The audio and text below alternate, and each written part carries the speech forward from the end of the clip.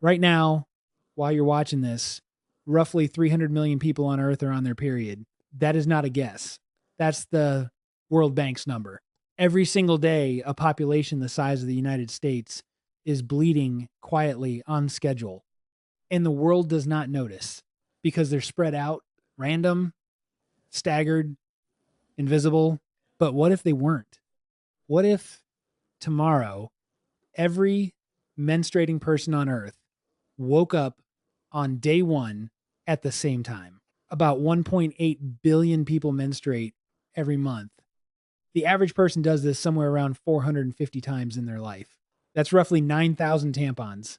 Now, take all of it and put it on a single square of the calendar.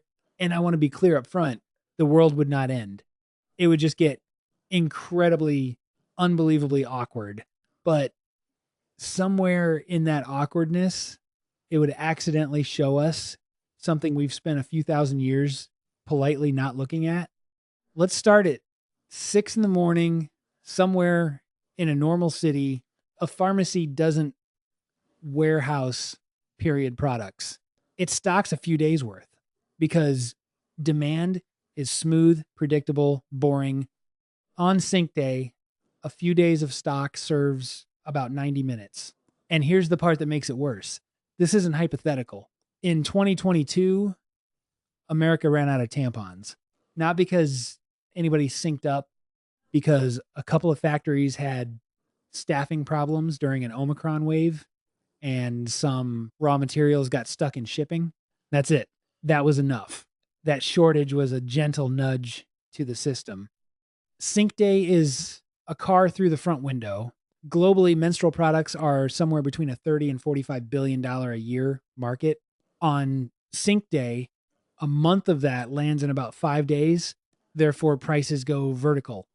Therefore, governments panic, and you would get the single strangest emergency address in human history.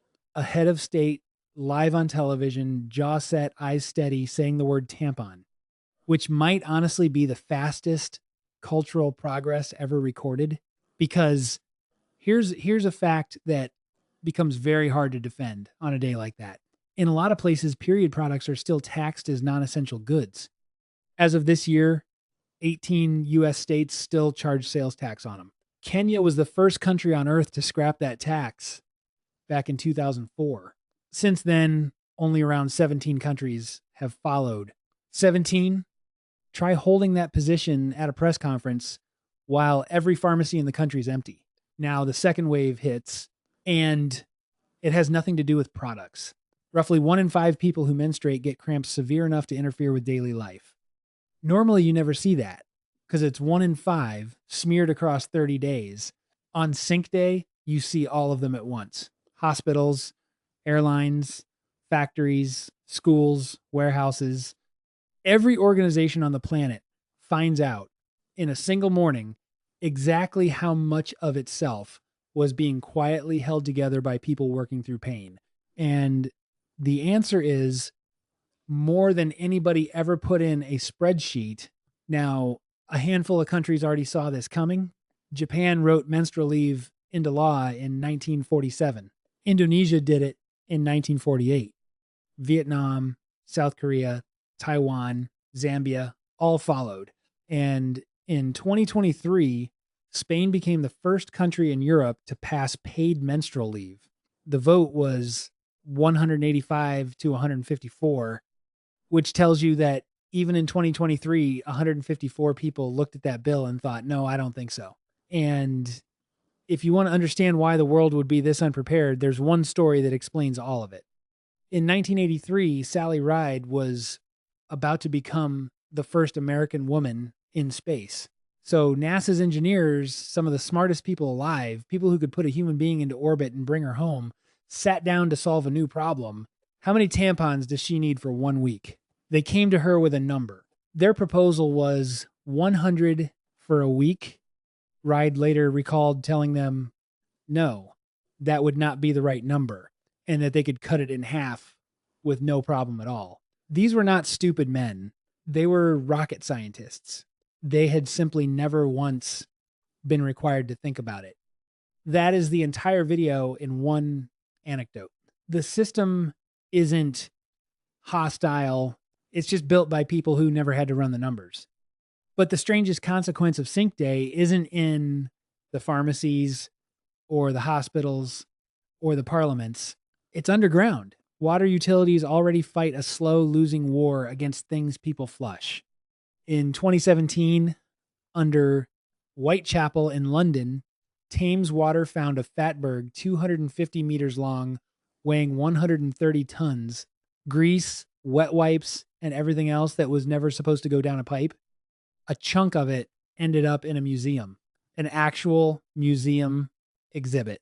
And that is what the sewers produce when demand is spread evenly across the entire month. Compress it into 5 days and you don't get a blockage. You get a plumbing event that engineers would give a name to. Somewhere a very tired municipal worker would look down a hole and understand something about the human body that no textbook ever taught him. There's one more thing Sink Day would do, and it might be my favorite. It would stress test every myth we have ever told about this. Take the one about sharks. The belief that a menstruating swimmer is shark bait is so widespread that people genuinely skip the ocean over it. There is no evidence for it. Sharks are tuned to the amino acids in fish blood and guts, not human blood, and no study has ever linked periods to attacks. But you cannot kill a myth like that with a research paper. You kill it when a few 100 million people go swimming on the same afternoon and absolutely nothing happens. Sink Day would be the largest accidental science experiment in human history. And most of what it tested would just quietly die. But there's one place where Sink Day wouldn't be funny at all. Roughly 500 million people already can't reliably get period products or a private, safe place to use them. In many low-income countries, around 1 in 10 girls misses school during her period.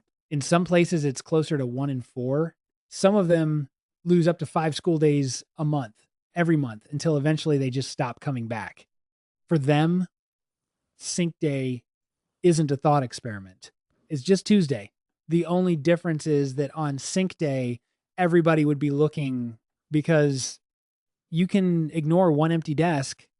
You cannot ignore every empty desk on Earth on the same morning, which brings us to the question you've probably been waiting for. Could this actually happen? Because a lot of people think it already does on a small scale. In 1971, a researcher named Martha McClintock published a study of 135 women living in a college dorm and found their cycles seemed to drift together over the school year. And the idea absolutely exploded. Pheromones, sisterhood, roommates, syncing up. You have probably heard someone say it happened to them. They were not lying, but the finding didn't hold. Follow-up studies through the 90s and the 2000s tried to reproduce it and failed. The original method had a statistical bias baked into it. Here's the actual explanation. Cycles vary in length. 2 cycles of different lengths will drift into alignment and then right back out of it purely by chance. And you remember the months you overlapped. You forget the months you didn't. McClintock herself later acknowledged that synchrony was a myth. So no, it can't happen. There is no hidden switch. The staggering isn't a design choice or a conspiracy or a mercy. It's just math, which brings us to the actual point of all this. Go back through everything we just imagined. The stripped shelves, the empty desks, the emergency broadcast, the thing in the sewer, the classrooms. Not one of them required biology to change. Every single one of them only required the world to see it happening at the same time. The shortage already happened. The pain is already there. The 500 million people without products are already there.